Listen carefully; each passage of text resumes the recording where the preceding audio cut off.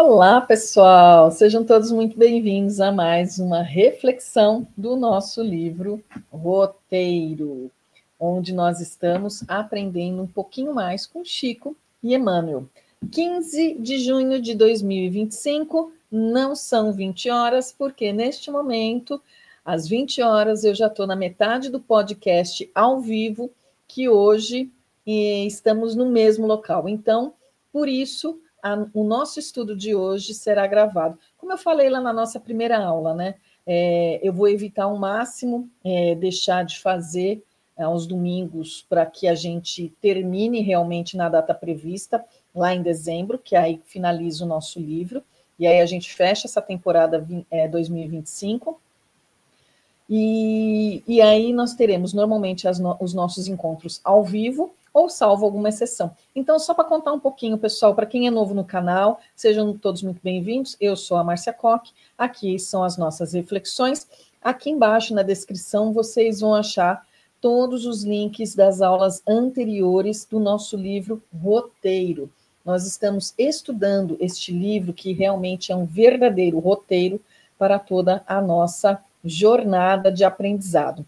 E todos os domingos, às 20 horas, nós estamos ao vivo, com exceção do dia de hoje, 15 de junho de 2025, porque eu estarei em outro local. Se chama Mocicast. É um podcast da Mocidade Espírita, onde eu falarei do livro terceiro do Livro dos Espíritos, sobre as leis morais. Vai ser... Ou seja, um podcast sobre leis. Deveríamos chamar um xerife, né, pessoal? Mas, neste momento, nós vamos realmente com a galerinha. E se vocês, de repente, estiverem vendo, pode pausar o vídeo e ir para lá, ou fica aqui. Lá é 1 hora de podcast. Mas não deixem de ver este vídeo, porque é o nosso estudo do livro Roteiro. Não deixem de se inscrever no canal, aqueles que não são inscritos, e não esqueçam de deixar o seu like. Afinal de contas, isso ajuda demais no meu pequenino canal. Por enquanto é pequenino, todo mundo começa pequeno. Um dia, quem sabe, as coisas mudam, né? E é assim que a gente funciona. Mas não é quantidade, sim qualidade, como eu sempre digo. Então vamos lá, pessoal, sem mais delongas, porque tem muita coisa para fazer. O tempo urge, Sapucaí é grande, então vamos lá. A todos que se sentirem confortáveis, vamos fazer uma pequena ligação para que as energias fluam do mais alto até nós, onde nos liguemos com os nossos mentores individuais, com os mentores do livro Roteiro, dessas nossas reflexões e estudo desse livro, que possamos ser o canal para trazer as orientações, os aprendizados de tudo isso que temos em nossas mãos. Que o amor e a luz esteja sempre conosco, que possamos trazer as orientações e que o meu julgamento, o meu entendimento não seja, e o meu julgamento não estejam neste momento, mas que realmente eu seja um canal e possa captar todas as orientações da espiritualidade, daquilo que for necessário, completar no estudo de hoje. Que assim seja, com a graça de Deus. Então, vamos lá, pessoal, do nosso livro Roteiro. Nós estamos na 14ª lição, Evangelho e Alegria. Olha, pessoal, nós temos um roteiro realmente maravilhoso, onde nós começamos com o homem ante a vida e passamos por várias partes, né? O plano carnal, o santuário sublime, a evolutivo, falamos um pouco do perispírito, da grande terra, e agora a gente está numa fase onde nós vamos começar. Desde a semana passada, a gente começou a falar da fé religiosa, fé religiosa, a mensagem cristã, e agora nós vamos ter uma sequência de evangelho. Começamos hoje com evangelho e alegria. Esse é o nosso tema de hoje, que nós vamos trazer, que é a 14ª lição do livro Roteiro. Então, evangelho e alegria. Todas as demais, nós temos ainda, deixa eu ver, 1, 2, 3, 4, 5, 6, 7, 8, incluindo a aula de hoje, são 8 divisões, subdivisões, falando de evangelho e alegria, evangelho e simpatia, evangelho e individualidade, caridade, a simpatia está lá no final, né, quase. educação, enfim, são várias formas do aprendizado. Então, vamos lá?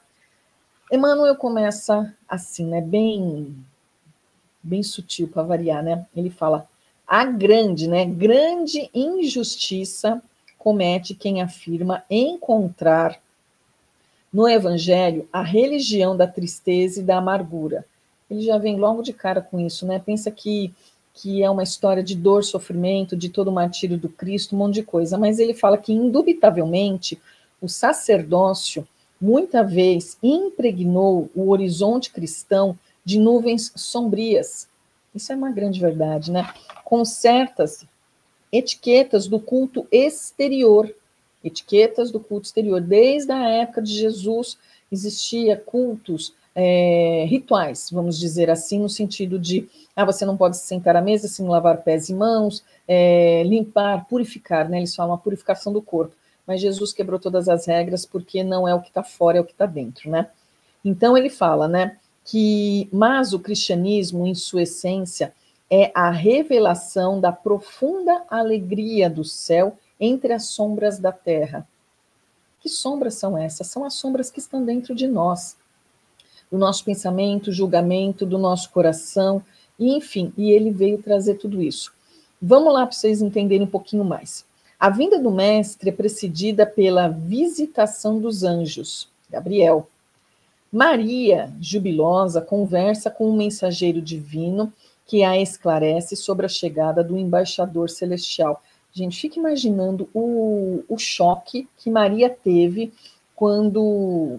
Não sei como que foi essa história de Gabriel aparecer, mas na história a gente tem que ele apareceu mesmo. Mas pode ter sido um desdobramento, pode ter sido em sonho, pode ter sido de várias maneiras. Mas pensou o choque na informação? Mas vamos seguindo, né? E aí nasce Jesus na manjedoura humilde, que se deslumbra ao clarão da inesperada estrela. Dizem alguns que estrela porcaria nenhuma, que era uma nave brilhando no céu. Eu prefiro achar que era a estrela de Sírius, brilhando lindamente no céu naquela noite maravilhosa que ele nasceu. Tratadores rústicos são chamados por um emissário espiritual, repentinamente materializado à frente deles, declarando-se portador de notícias, entre aspas, de grande alegria, fecha aspas, para todo o povo. É o que eles mais esperavam. Nada semelhante com os dias de hoje, todo mundo esperando grandes notícias, paz no Oriente Médio, um monte de soluções daqui e dali, em tudo quanto é lugar no nosso mundo. Então, a história só se repete. E no mesmo instante, vozes cristalinas entoam cânticos na altura, glorificando o Criador e exaltando a paz e a boa vontade entre os homens. A única diferença dos dias atuais é que o Cristo não voltará da mesma forma. Ele pode até se materializar, ele pode até fazer...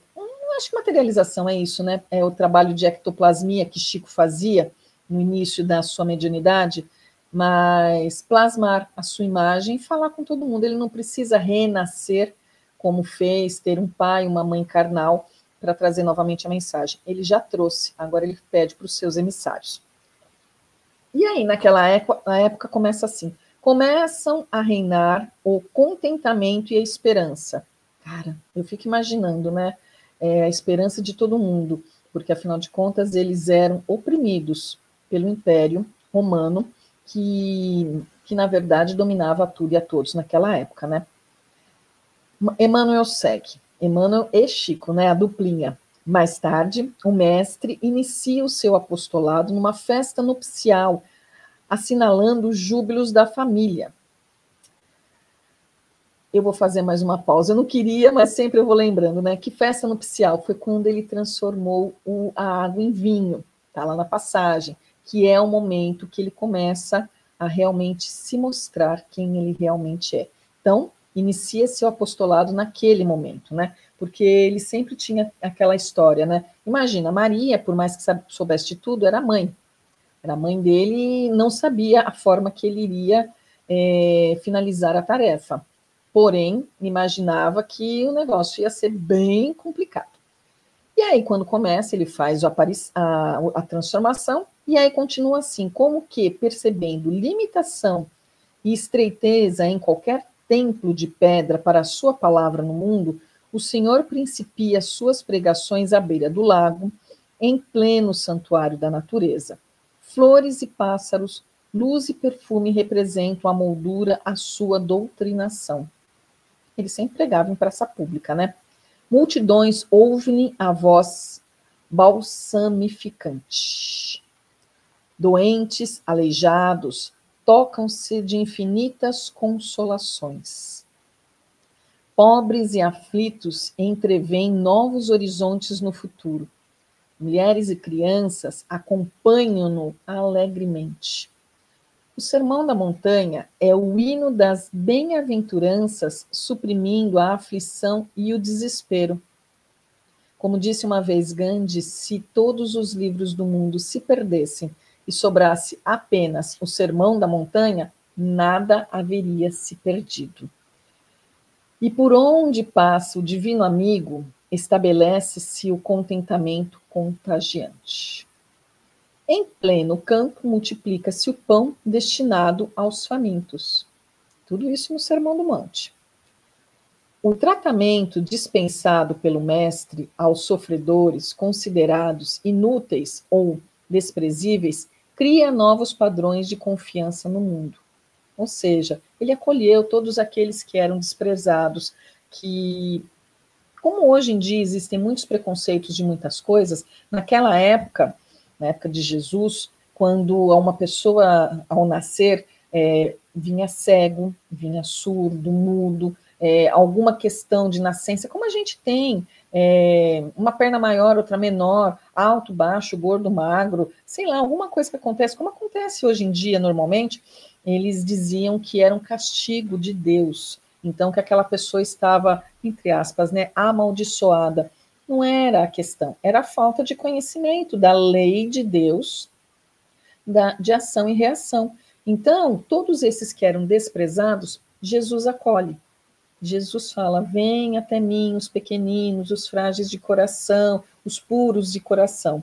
E aí no sermão todo mundo, fica imaginando a cena, né? Naquele local, ele fazendo uma pregação e as pessoas ouvindo e se enchendo de esperança, rejubilando. Deve ter sido lindo, né? E aí ele coloca assim, né, continuando, desdobra-se o apostolado da Boa Nova no clima de alegria perfeita. Com toda certeza, uma grande alegria.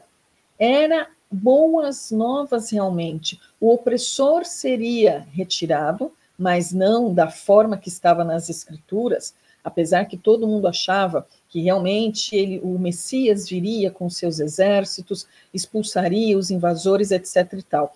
Não foi bem isso que ele fez. O exército dele é bem diferente, né? E aí o que acontece? Ele traz toda essa alegria, toda essa transformação, toda essa mudança. E vamos combinar, pessoal, o povo alegre cantando músicas boas transformam céus e terras. O povo unido, com orações, com júbilo, vai, com certeza move montanhas realmente. E por isso que ele fala que é o evangelho e a alegria. E ele continua dizendo assim, cada criatura que registra as notas consoladoras do evangelho começa a contemplar o mundo e a vida através do prisma diferente. Música, foi música para os ouvidos deles, né? Surge-lhe a terra por bendita escola e preparação espiritual com um serviço santificante para todos. Nossa casa, nossa escola. Cada enfermo que se refaz para a saúde cada enfermo que se refaz para a saúde é veículo de bom ânimo para a comunidade inteira. Jesus, quando curava, ele falava, vá lá e se apresente aos sacerdotes, para que ele fosse realmente integrado à sociedade. Vá lá e não peques mais, faça a sua parte. Ou seja, tudo isso para quê? Para mostrar para os outros que havia boas novas. E cada sofredor que se reconforta constitui edificação moral para a turba imensa. Então, se aquele conseguiu, eu também consigo. Quantas e quantas coisas. E olha que ele fala, Madalena que se engrandece no amor, É a beleza que renasce eterna. E Lázaro, que se ergue do sepulcro, é a vida triunfante que ressurge imortal.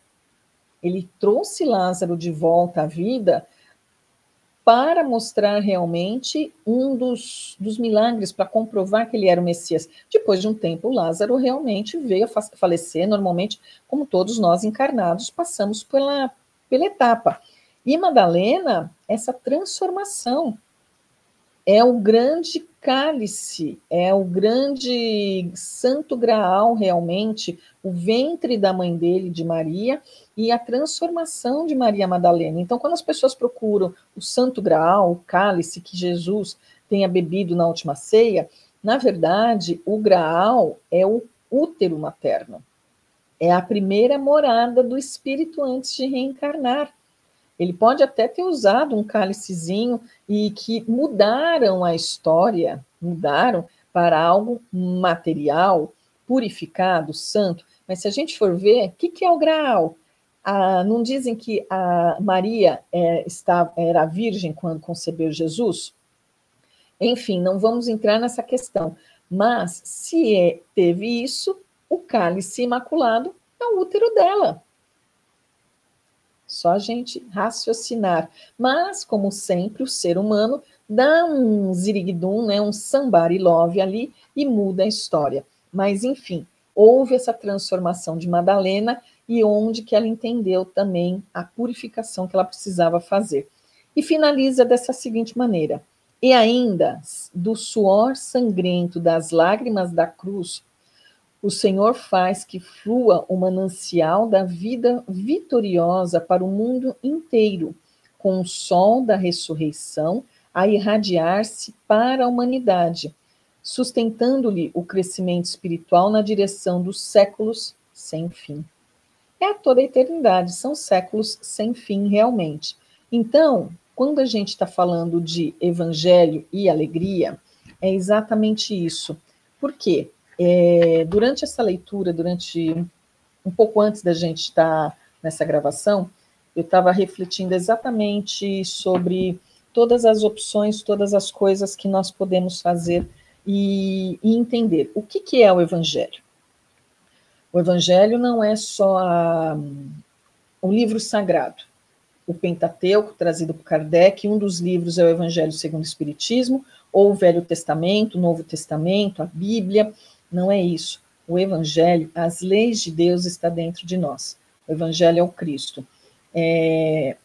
Tudo que a gente tem, música, arte, natureza, tudo que nós temos que Deus fez para nós, para nos transformarmos e melhorarmos, é Evangelho. É a vida, é a transformação. Então, não são só as palavras. As palavras do Cristo são o norte, o caminho a seguir, por onde nós devemos. Quando ele falava, vai, não peques mais, é este o caminho que você deve seguir, mas com alegria. Nada de ficar se chicoteando, eu era assim, eu era assado. Era passado. Se ele perdoou, como ele disse para Madalena, mulher, quem te acusas?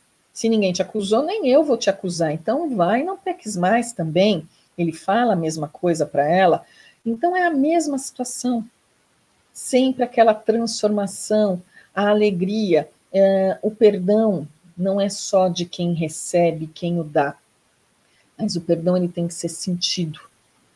E é a mesma situação. Quando eu falei da música também, como se fosse notas musicais que as pessoas ouviam no Sermão do Monte, etc. e tal, na verdade, o que acontece? O universo ele é musical. As nossas águas vão ressoar, vibrar, conforme o que nós ouvimos. Então, vamos supor, se eu estou ouvindo uma música de sofrência, aquele modão sertanejo lá de sofrência, vai chegar uma hora, vai escutar o Menino da Porteira. Quem não chora no Menino da Porteira? Um monte de gente. Quem não chora, às vezes, ouvindo, sei lá, aquela música do Fábio Júnior, pai, daqui 20 ou 30. Quando ele começa a cantar aquela música, quem não chora?